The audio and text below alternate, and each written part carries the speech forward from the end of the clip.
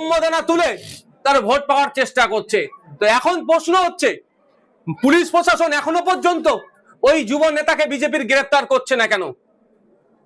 ঘটনা ঘটেছে প্রায় 48 ঘন্টা অতিবাহিত হতে চলেছে, এখনো খুঁজে পাচ্ছে না।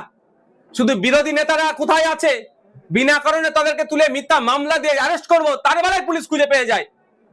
আর যে অন্যায় করলো বিজেপির নেতা, তাকে কেন এখনো গ্রেফতার করছে না? এই প্রশ্নটা থেকে যাচ্ছে।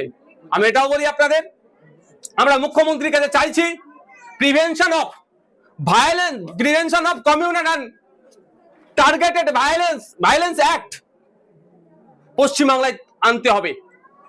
এই গণহত্যা সাথে সাথে এই মব লিঞ্চিং পশ্চিমবাংলাতে বন্ধ করতে হবে। আমরা আশা করব যে আগামী দিনে পশ্চিমবাংলার এই সম্প্রীতির মাটিতে, ওই ঐক্যের মাটিতে এই ধরনের অপকর্ম আর হতে দেবে না প্রশাসন। দেখুন, প্রশাসনের একটা শাখা আছে গোয়েন্দা বিভাগ, তাদের কাজটাই হচ্ছে কোনো ইনসিডেন্ট ঘটার আগেই তারা পুলিশকে ইনফর্ম করবে, পুলিশ এসে সেটাকে ইনসিডেন্টটাকে ঘটতে দেবে না।